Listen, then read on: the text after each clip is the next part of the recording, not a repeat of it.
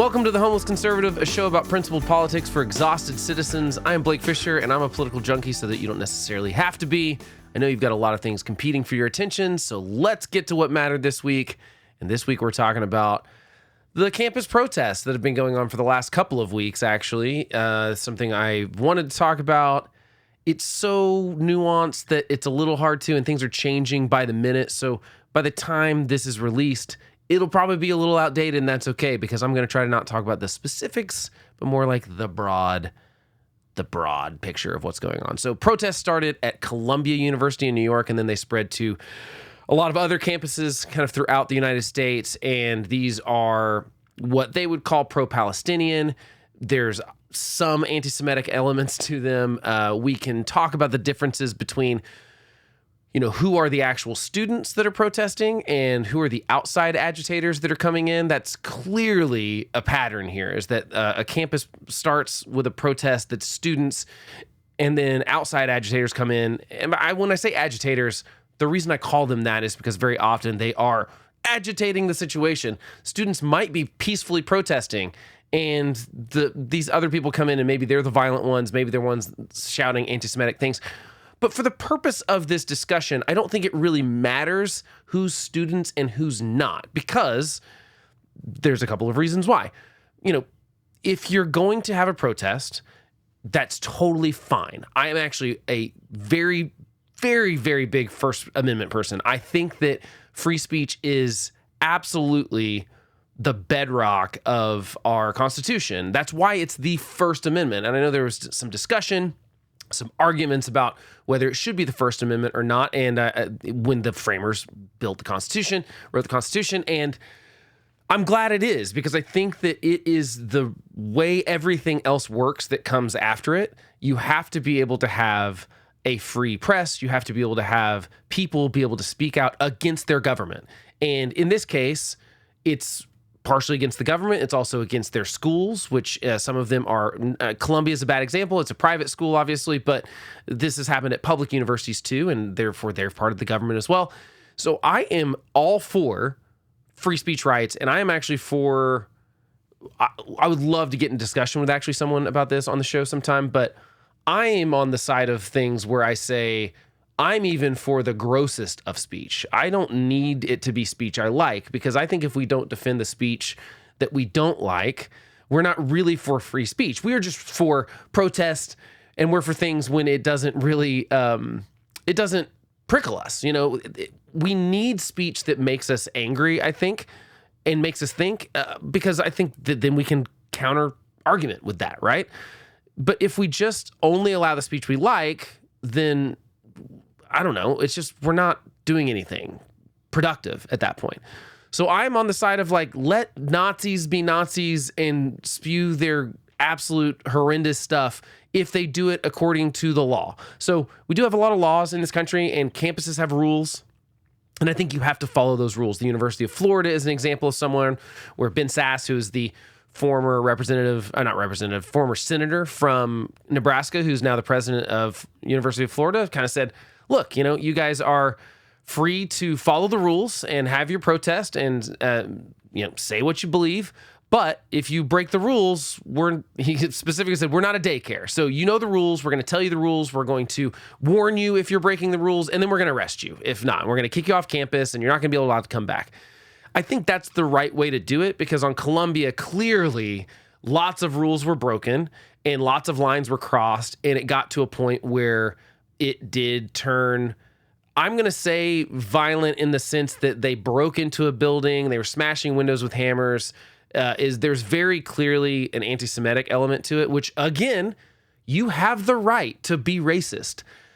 I also think that we benefit when people who are racist say that they're racist, because then we can go, look, you're the people we'd like to keep at arm's length, and we want to say that's a bad idea. So anyway, these protests start at Columbia. They're pro-Palestinian. They want, I feel like Columbia is a bad place to have these protests. I think there's this sort of virtue of protest that the left feels there is because it's worked a couple times, but they don't follow what, the civil rights movement did, the peaceful protest and the visibility of people riding on the bus, for example, when they weren't allowed to, or not giving up their seat on the bus, or, you know, having sit-ins at lunch counters. And these were all peaceful protesters. And then what worked to me about the civil rights movement and was so genius about it, because it really was genius, is that what they did was peacefully march, and they made sure to not be the agitators. In fact, they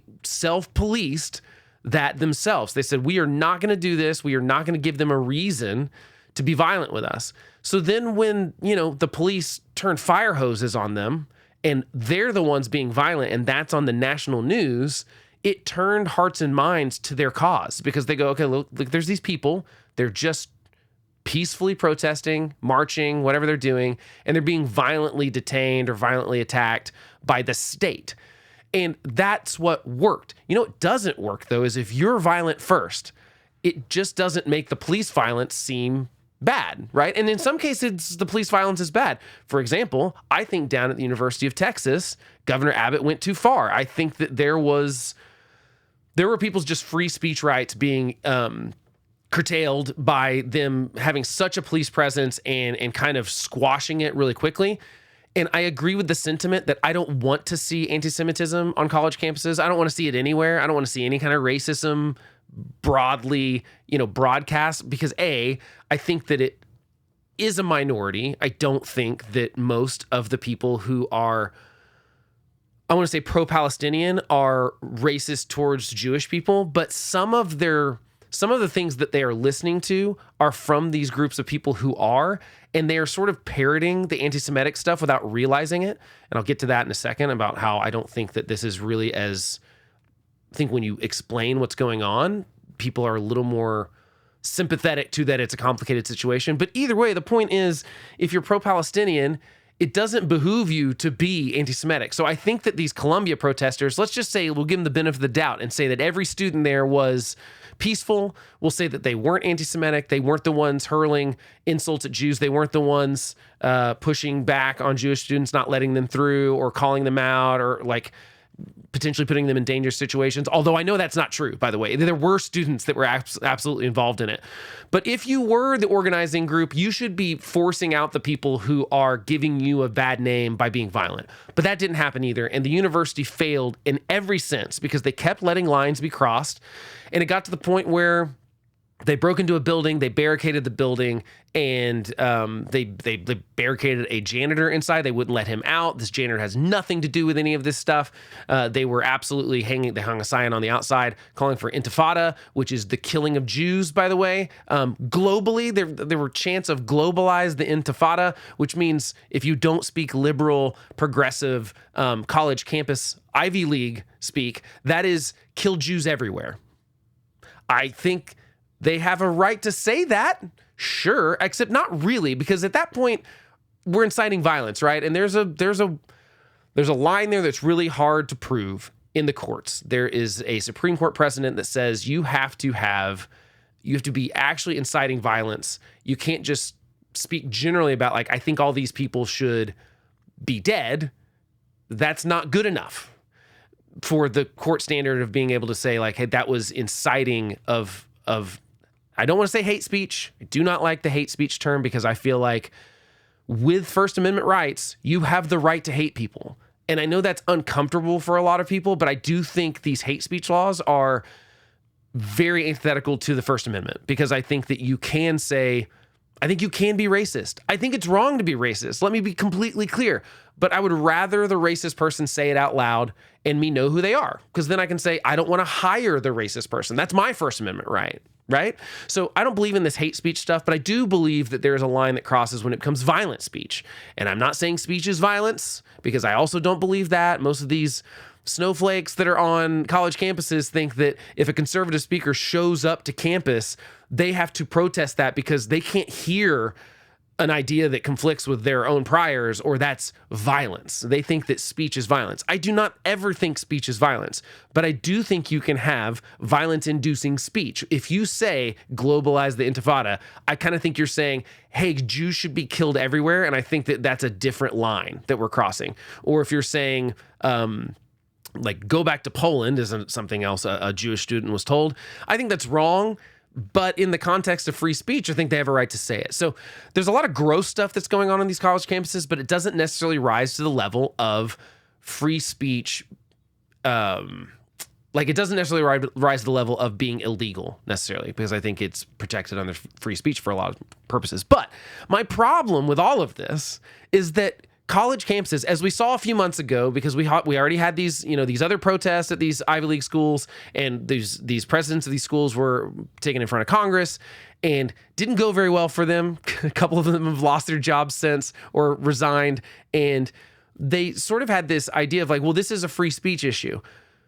And that would be true, except that these college campuses, especially the Ivy League, like very elite, very left-leaning progressive schools, do not feel the same way about any other speech other than the speech that lines up with what they believe. And the truth is, unfortunately, that there is a significant portion of the youth, kind of 20 to 30-year-old vote that is specifically pro-Hamas, not just pro-Palestine. This is not Palestine. This is not, hey, we are concerned about the plight of innocent Palestinian, refugees sort of in Gaza right now that are in the middle of this war. That's not the position, because at the University of Columbia on October 8th, there was a student group that wrote a letter that was basically like, hey, we are all for this and we're already calling for Israel to not retaliate.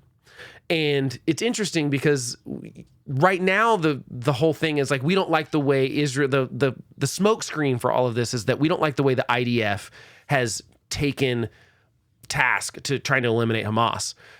That's fine. We can have that argument. We can have a discussion about like, what has the IDF done right? What have they done wrong? What has Israel done correct? What have they done wrong? We can have all that discussion. But on October 8th, Israel had been attacked violently by terrorists. And if you come out and write a letter specifically supporting the action of those terrorists, you are pro-terrorist. You are not pro-Palestinian. You're not pro-Gaza. You're not pro-two-state solution. They were calling on October 8th, these student groups that are leading these protests now, they were calling for basically the elimination of the state of Israel.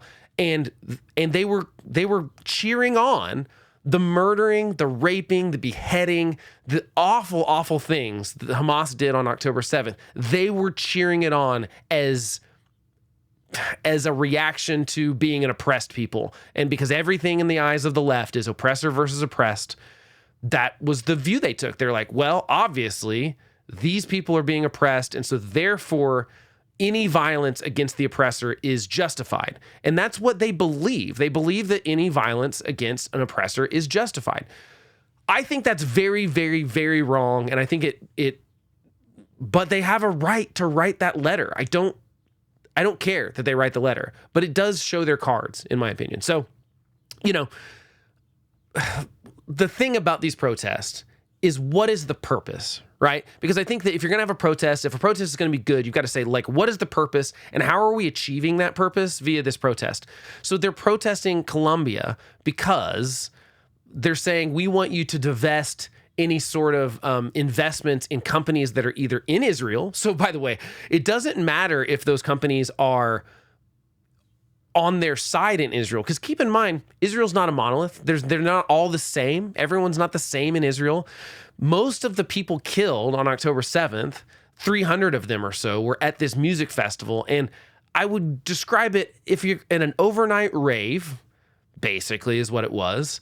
Most of these people are not going to be like militant Israel supporters. Most of them are probably on your side as far as people in Gaza and the West Bank. And these are people that are vocally pushing back on the Israeli government position, and they were murdered. So it's not about the position at that point. So you're basically saying everything in Israel is evil. That's what you're saying. If you're saying you got to divest all interests, you can't support any company in Israel or any company in the United States that supports Israel or does business in Israel.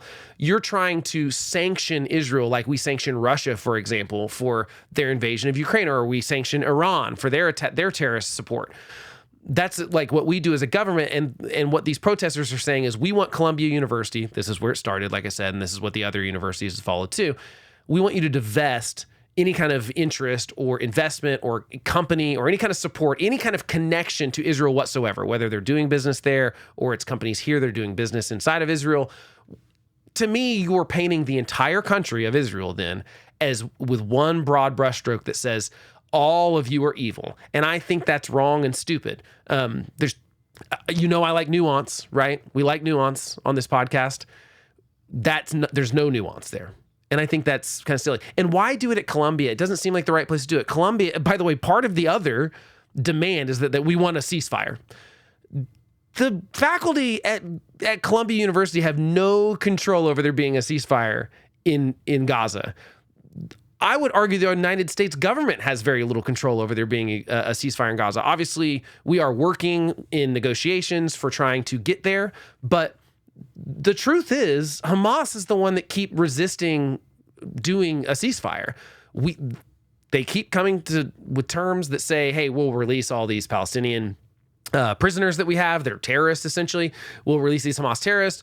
You'll release your hostages, which now they think maybe, the latest one that they're trying to get is 32 hostages, okay?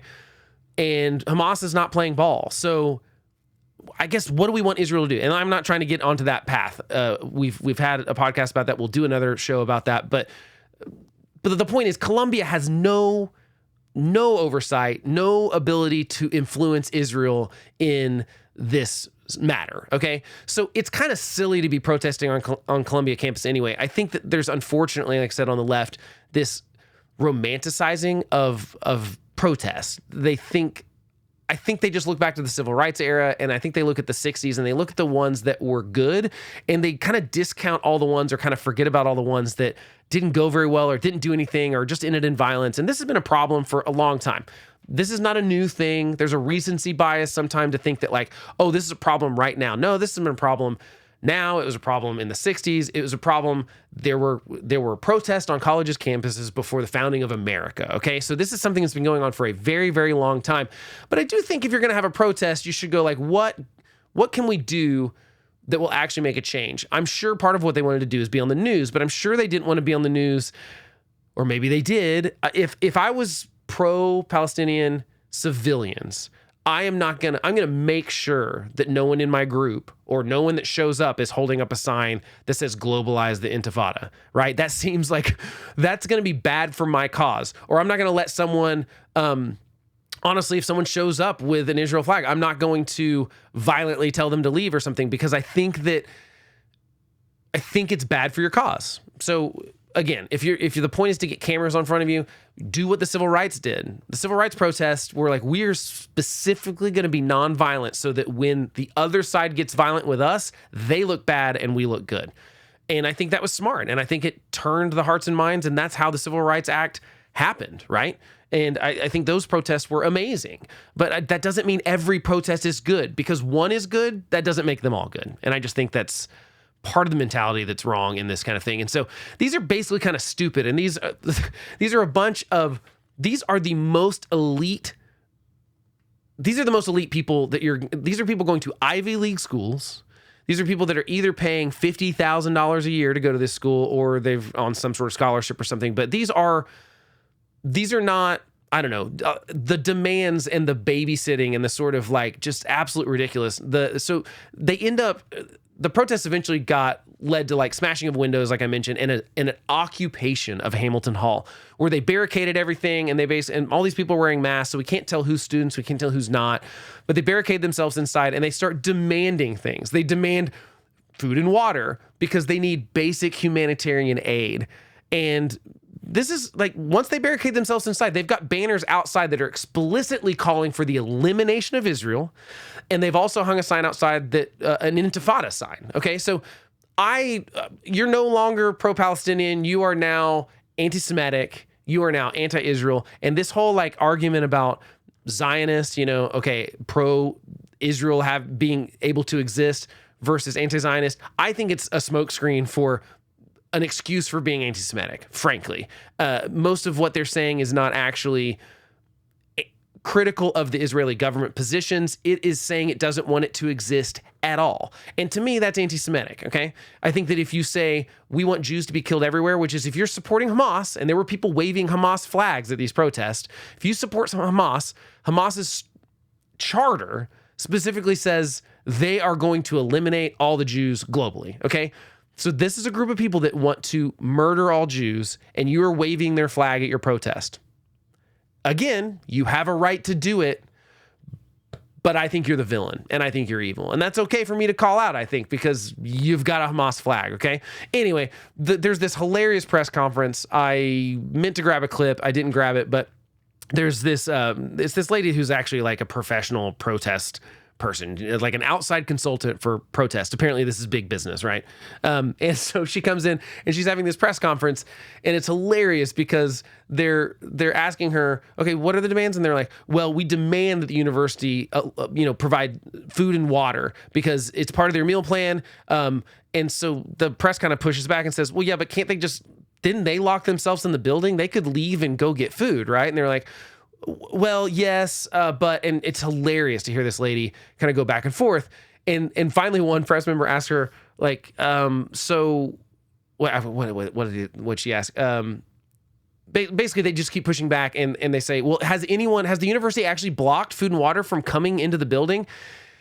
And the lady goes, well, no, not yet, but we want to make sure that they promise to not do so. So they could DoorDash apparently still at this point. And I just think it's hilarious. And it's so funny when you dive into the details of this. I'm not going to make fun of these the whole time because I think it's kind of nut picking and it's picking the worst examples of that side of the argument. But it was funny that they had to have like these organic snacks and like the tents that were set up, and it was like paint your nails for Palestine. And it was just kind of like, I saw someone call it Colombia's, pro-Palestinian Coachella. It was just, I don't know. I think it's unserious what's going on, but it led to, a bunch of people getting arrested because finally Colombia called NYPD and NYPD stormed in there and arrested these people for trespassing because obviously it turned into a situation, I would argue, much earlier than yesterday, but it turned into a situation where, people barricading themselves inside, not letting Jewish students into certain classes. They've had to cancel all the classes. They've gone virtual for the rest of the year.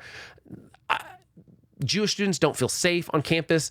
That's a problem. And if this was happening with any other minority group, so if black people, for example, if the KKK, if a group of people showed up and said like, we don't think black people should have the same rights as us, or we think black people should be killed, or any of this kind of stuff, or hung a KKK banner outside the same hall, I don't believe for a second that protest would go on for 2 weeks before it got shut down. I don't believe for a second. I think it's equally as evil. I don't see a difference between those two. In fact, I would argue Jewish people have been marginalized for thousands of years longer than black people, okay? I'm not saying either one is lesser or worse or better or anything. I'm just saying Jewish people have been an attacked minority for a long time throughout the history of basically humankind, okay?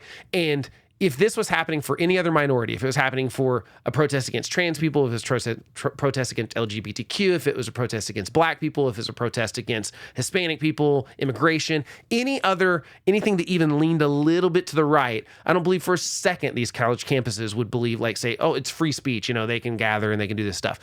And that's what bothers me about the college campus stuff specifically, is that they are not uniform in their application of this. I follow FIRE, which is an organization that stands up for free speech everywhere, regardless of if it's gross speech or not. And they're like, look, we're not taking a position on the protesters' positions. We're not saying it's right or wrong. We're just saying they have a right to do so. They've come out and said similar things that, we don't believe the University of Texas and the governor there did the right thing, but we also think Columbia allowed it to go too far, essentially. And so we can have free speech without it devolving into chaos.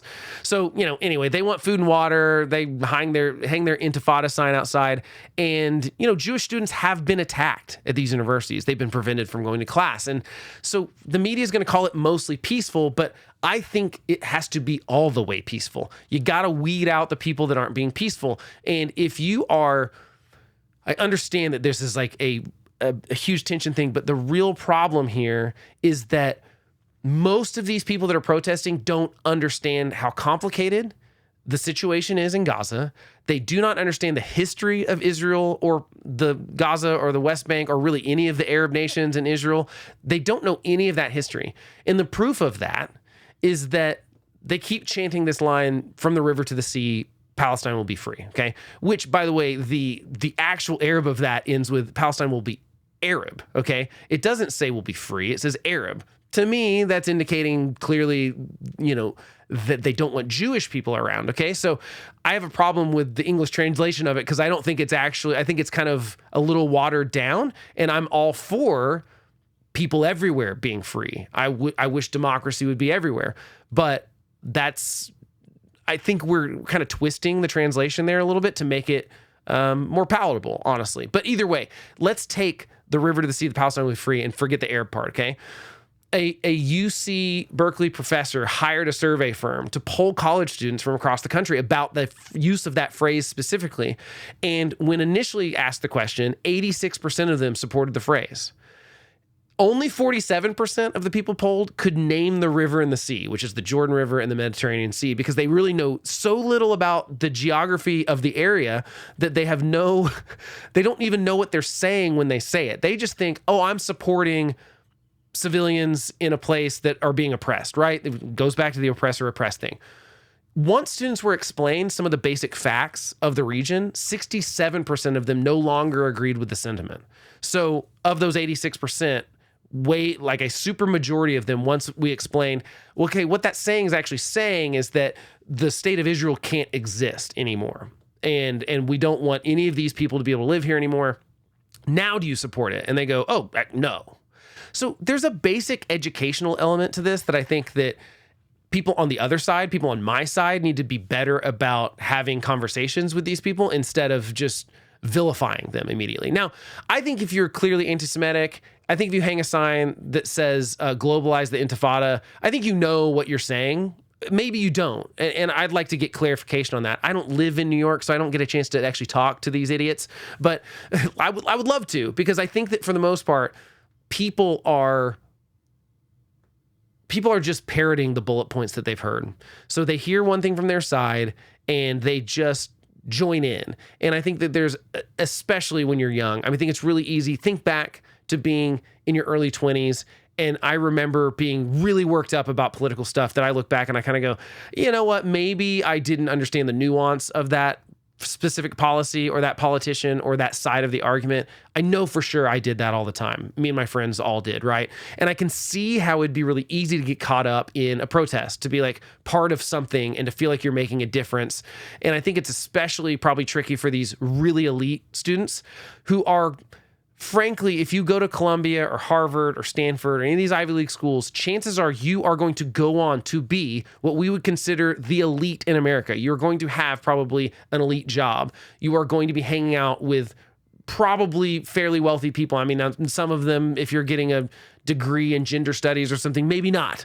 Maybe you're just going to continue to have a job that doesn't pay very well. But a lot of them are going to go on to be like lawyers, and they're going to go on to be working at big companies, and they're going to be the elite people. And I think that they want to feel like they're doing something and that they're with some people that aren't, because I think that there's a little bit of a masking of their own insecurities about potentially their wealth or their upbringing and things like that. But that's why you got to have conversations with these people. I think that shutting it down, I don't want them to not be able to have the protest, because I want them to be able to say even racist stuff so that we can push back. One of my absolute favorite articles, and I'll try to link to it in the description. There's a guy that there's a black man in the South that his goal was to convert KKK members and make them leave the KKK. And part of what he did with that was like, he just invited them to dinner. He just would find someone that he knew. I don't know how he knew they were racist or whatever. But anyway, he would just invite them to dinner and slowly work on a friendship and have conversations. And eventually, I think he has something like 30 KKK hoods hung in his house, because when they would leave the KKK, he would ask them to give him their hood.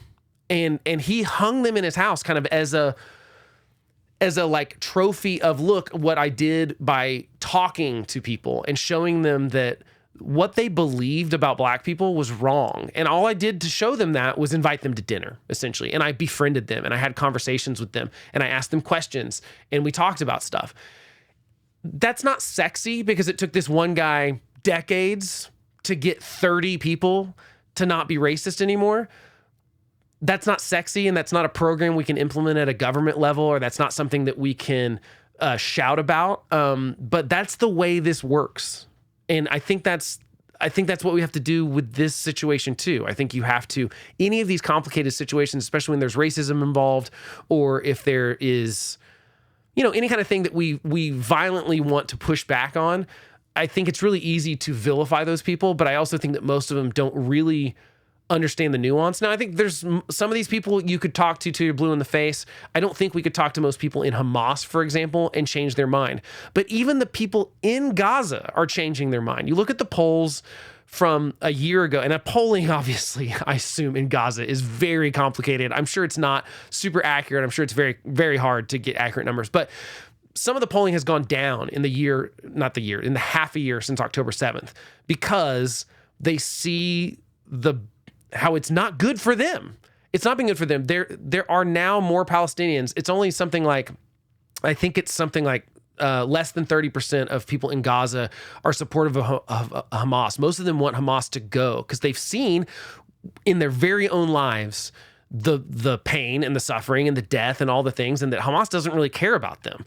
They care about killing Jews, and they're sort of trying to figure out, like, wait a minute, this has not been good for us, right? And so you can even change the minds of the people that have been brainwashed. And I really mean that when it comes to Gaza, because they are taught as children early to hate Jewish people. This is like indoctrinated into them. And so that's much harder to leave than it would be. But I mean, they're seeing that this is bad. They would like Hamas to not be the leader of the place they live in anymore. And so I just think that we've got to change people's minds, and that involves talking to them. So that involves talking to people that you disagree with, right? And, so there's this quote from the guy that did that survey that I was talking about. And he says, there's no shame in being ignorant unless one is screaming for the extermination of millions, because that's what he's trying to get across, is that it's okay to not know the facts, but it's not okay to not know the facts and then call for the elimination of an entire race or religion or country or whatever, because that's just not okay, right? And we should push back on that kind of language and say, absolutely not. Look, you can be with Palestinians without being anti-Semitic. I absolutely believe you can do that. Right now, that's been pretty hard, though, because most of the stuff that they are being fed, if you're under 25 and you're getting your news from TikTok, you are getting the anti-Semitic view. That's just plain and simple. That's what's happening to them. And so I think I know people. I've seen social media posts from people I know and love, but say things where I go, ooh, calling it a genocide feels pretty wrong. I don't know. It seems reckless to me to say what Israel's doing in Gaza is a genocide.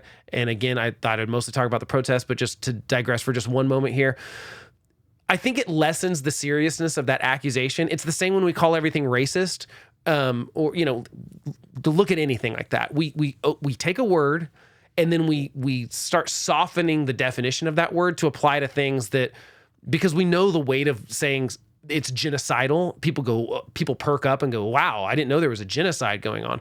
But to me, calling it a genocide is reckless, because let's look at just a couple of situations. Okay, there was a hospital raid in Gaza that lasted 2 weeks and had 0 civilian casualties. If, let's just say, for the sake of their argument, that Israel is genocidal about what's going on in Gaza, why would you not just bomb the hospital and obliterate it? If Hamas is inside the hospital, which, by the way, let's go ahead and say that. If there's fighting in a hospital for 2 weeks, well, who's fighting? If it's not civilians, it's Hamas, who's taken base in a hospital, which is illegal. Everything Hamas does is illegal, is a war crime. And Israel's trying to counteract that. And look at all these things. Okay, they dropped flyers. They've dropped like 7 million flyers into areas that they're going to attack, which telegraph when they're going to attack, knowing that gives the enemy an advantage. They're sending texts. They're making over 70,000 direct phone calls. They drop speakers, like Bluetooth speakers. I don't know if they're Bluetooth. I guess they're just speakers that have a loop or whatever, with messaging, telling civilians where to move in advance. They're stopping fighting to allow for these corridors and stuff. I'm not saying there haven't been mistakes. I'm not saying there obviously have been. Israel struck a world, what was the organization that does like food services and stuff, and killed a bunch of volunteers.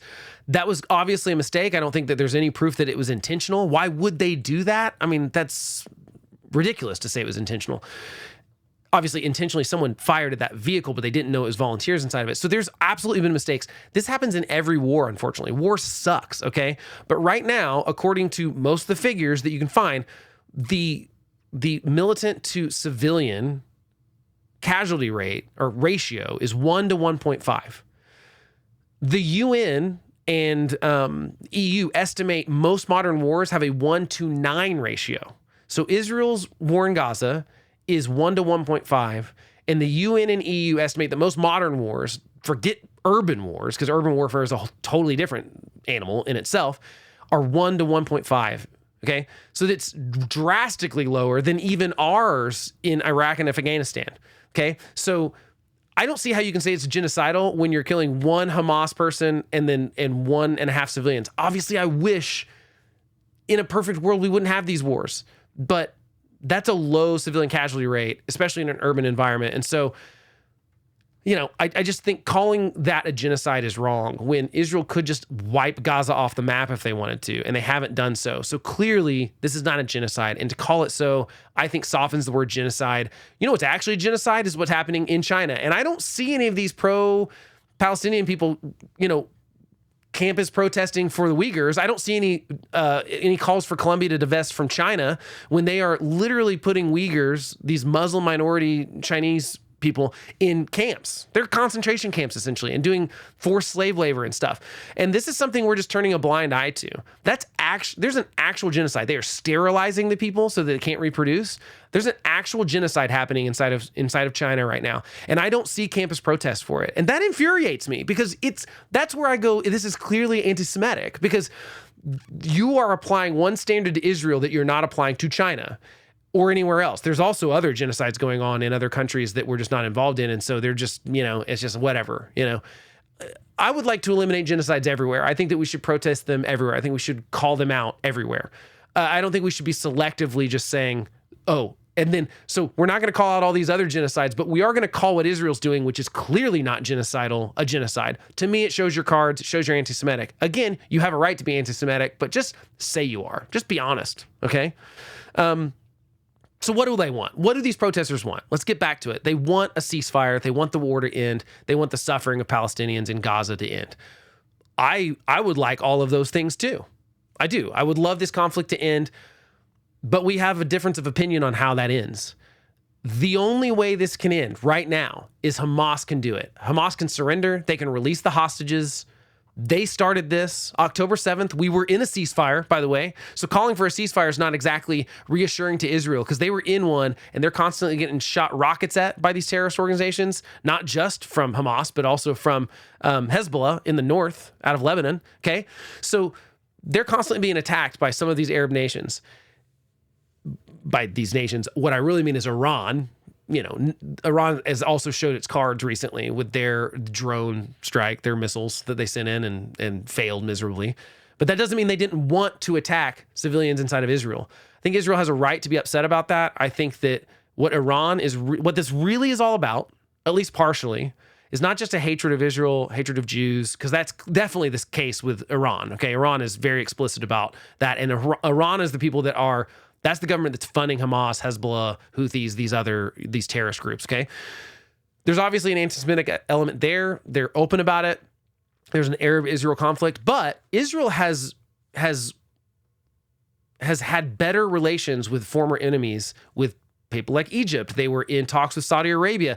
They have normalized relations with these other Arab countries that have kind of started realizing this is no good for the entire region, and they want to work with Israel and they want to partner with Israel and be able to not be enemies and not try to kill each other. Iran doesn't like that, okay? And so Iran's going to try to put a stop to that. And some people think that that's why the Hamas got the green light for this attack, is because of those talks specifically with Saudi Arabia, because Saudi Arabia and Iran do not get along, okay? It's a very complicated situation. I could not possibly go over it in one of these shows. I will try to have some people on that can explain it better, but it's incredibly complicated. I highly suggest you just read some articles. I will link to a few people that I follow who are really good about writing about this stuff, that focus on this specifically, because there's a lot to learn. I don't know everything about it either. It's something that's always been on my radar to some degree, but just kind of the big event stuff. But, I don't live over there, and I have not paid attention to every detail. And I don't think you have to pay attention to every detail, but it'd be really smart to just read a little bit more about the history of it, how Israel became a nation in the first place, because all these Jews got driven out of Europe, they got driven out of the Arab nations, and they needed somewhere to go. So this has happened over and over again. And my question is always to the people that are anti-Israel being a state, because there are some people that just think Israel should be eliminated. They shouldn't be able to have their own state. I'm like, where do you want them to go? They're hated by their neighbors. They're constantly trying to get killed. Their neighbors are constantly trying to kill them. They're sending rockets in all the time. Fortunately, Israel has the Iron Dome stuff that's shooting these rockets out of the air, so most of them don't ever land inside of Israel. But it's like weather for them is a great analogy I've seen used, is like, just because you're used to that doesn't mean it should be okay. We should not be okay with any country constantly being barraged with missiles that are trying to eliminate them. Just because they have a defense that stops most of them, we shouldn't be okay with the rockets coming in the first place, right? So I think that Israel is kind of sick of this, and I think I understand. I think that they put up with the rockets coming all the time from these terrorist groups, and I think they kind of sent a message to Iran that, like, once Iran sent them from Iran, they said, look, they struck back and they said, we're going to show you, that our missiles work, and we could take out your nuclear program if we wanted to, so you should stop attacking us. We'll see how that works out. I don't know what'll happen. Right now, like literally as I'm recording this, I know that Anthony Blinken is negotiating another ceasefire kind of thing, and has said out loud, at press conferences, look, this is on Hamas. If Hamas does not take this, we're offering kind of a lot of concessions to them. If they don't take this ceasefire, then it's all on them. And I think that's fair to say, because like I said, Hamas is the one group of people that can actually end this right now if they want to. So, but they keep rejecting these ceasefires. We talk about two-state solutions. I'm not going to talk about a two-state solution right now, because, again, I need to spend an entire episode on that. But there cannot be any peace with Hamas existing. And I think we have to get on the same page of that. And I've not been convinced by any article I've read or anyone I've talked to. And to be fair, I've not talked to a lot of people that have this position, but I've seen people online have this position. But I'd love to talk to someone that actually has the, like, Hamas is good position, and that they're righteous in their attacks on Israel. I would love to try to figure out where they're getting that point of view from, because I think it's frankly wrong. And I think Hamas has to be eliminated for there to be any kind of peace in Gaza.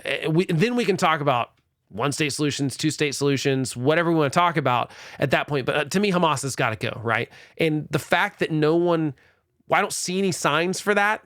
No one's calling. I mean, the fact that we don't know the names of the Americans that are being held hostage inside of these tunnels under Gaza is crazy to me. I don't understand why we're not talking about that all the time. There are American citizens who have been held hostage since October 7th. There were Americans that were murdered. There were people murdered from all sorts of countries, right? And I just don't think, I think we're not talking about that enough. There are still hostages that Hamas has, and that's really their bargaining chip.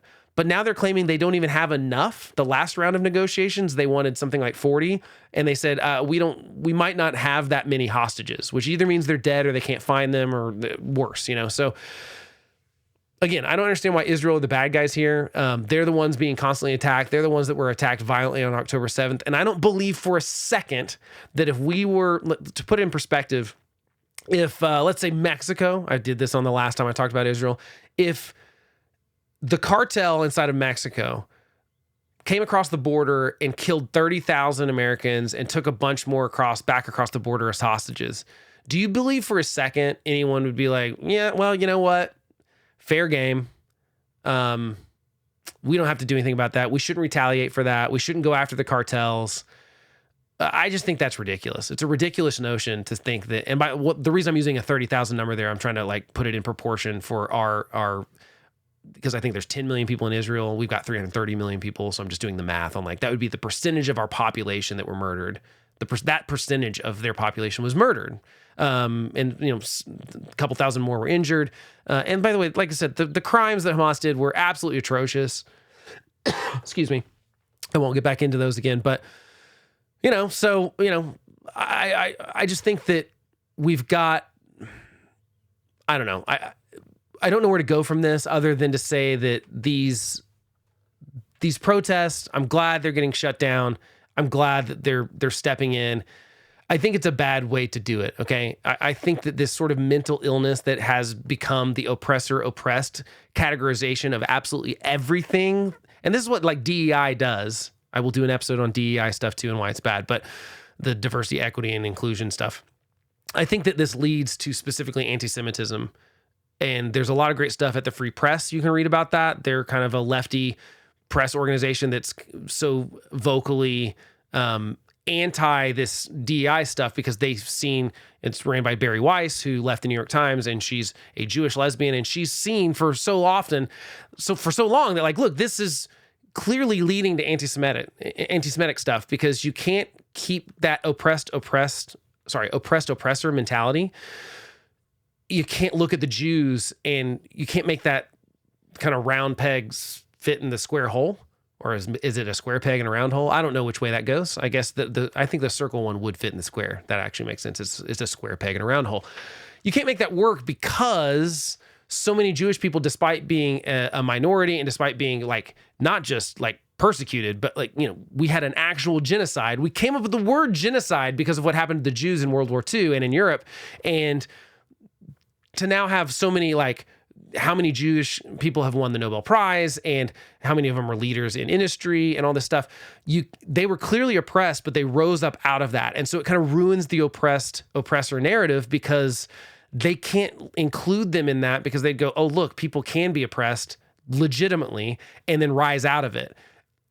That's not part of the narrative on these college campuses. And so I don't know. I just think that most of this stuff, if you support rape as a method of resistance, which these people did who are writing this letter on October 8th, remember, this same student organization at Columbia that wrote this letter on October 8th, were cheering on what happened on October 7th before there was any response from Israel. They were saying, this is right, this is from all the oppression that's happened, and so any instrument necessary is great. I'm sorry, if you support rape as a method of resistance, you are evil, full stop. Okay? Rape is not okay. Hillary Clinton has never sounded more sane to me than when she's calling this stuff out. She's saying, no, look, rape is rape is rape is rape. There is no difference. You cannot use it as a tool of resistance. It cannot be a weapon of war. It is wrong, and it's wrong that the UN is turning a blind eye to it when it happens to Jewish people in Israel. And that's the truth of the matter of what we're dealing with. There's a lot of anti-Semitism at the UN, so don't take their resolutions against Israel very seriously either. Honestly, if you look at the history of it, UN calls out Israel all the time for stuff that they don't call anyone else out for. And to me, there's only one explanation for that is the anti-Semitism, okay? So I think most of this protest stuff, again, was profoundly stupid. I don't think it does anything to bring people to their side. I really don't think it does. Maybe I'm wrong about that. I don't feel like I am because it's such a clown show that I think it just gives more fodder to the right. And here's an interesting thing. I think it's going to hurt Biden. I know, let's get into the politics of it just briefly for a second. I don't want to be callous about this and turn everything into like, who does this help? Trump, Biden, etc. But I do think it's interesting. I don't think it helps Biden's cause for student loan forgiveness. We see these people on college campuses putting up tents, painting their nails with Palestine, being anti-Semitic, and those are the people we want to bail out. These people that at this elite university spending $50,000 a year to go to this university, and we want to bail them out. You want to use my tax dollars as a hardworking American, you know, the plumbers and the people that didn't go to college and the electricians and the people that are working at fast food and retail. We want to like their taxpayer dollars to go to bailing out these people that have canceled classes on Columbia. If I were the other students at Columbia, I'd be pissed about this. I'm like, I'm paying a absolute ton of money, and whether your parents are paying for it or you're taking out student loans, or it doesn't really matter, classes are canceled and I have to go virtual because these idiots, I'd be way more furious than everyone is. And I think that it doesn't win people to their side. I think more people should be vocally against it. Like I said, for people's First Amendment rights, protest peacefully. I'm all for it. I think that's great. I don't think it works as well as most people think it does. I think it does if you do it as well as the civil rights movement did, but that's not most protests. Most protests do devolve into some sort of violence. You've got to be very organized, and I just don't think that's happening. And it's not sympathetic for the student loan thing. And I don't think it's sympathetic to Biden either, because the anti-Semitic stuff, I think, turns most people off. And the fact that it's not getting called out, when Biden called it out, he specifically said, yeah, I'm against the anti-Semitism, but I'm also, he like immediately butt forward it and said, well, but I'm also against people not understanding what's going on with the Palestinians. So he equates being anti-Semitic with not understanding the nuance of the Palestinian people in Gaza. Those are not, I would say most Americans are ignorant of what's actually going on in the region, but that doesn't make them evil. But being anti-Semitic and specifically calling out Israelis, or specifically calling out Jewish people, or stopping Jewish people from coming into campus, or threatening them, or saying that the October 7th will be the rest of your life to some of these Jewish people. And like I said, those might have been outside of campus. Those might have been outside agitators. I don't care, though. It's wrong and it's evil. And to equate it with people just not understanding and not like going back to that survey from the UC Berkeley professor to say that like ignorance is okay when you're calling for the death of people, it's not okay at that point. And Biden should call it out. I think this is actually going to hurt Biden electorally. I think he would like all this to go away. I think he'd like the war in Gaza to go away. I think he's got a really tricky thing because he's trying to, there's a significant portion of his base that is not just anti-Israel and pro-Palestinian, but I think there's a significant portion of the base that is anti-Semitic. And it's been really easy for them to call out the anti-Semitism on the right, which there absolutely is. We had the Charleston thing. Biden said, this is what, I can't help myself. Biden said the reason he ran for president was because he saw that Charleston, the march, the Skokie thing, not Skokie. Skokie's that's the old one. The Charleston thing where, you had these white nationalists that were saying, what were they? They were saying Jews will not replace us, essentially is what they were saying. That was what they were actually chanting.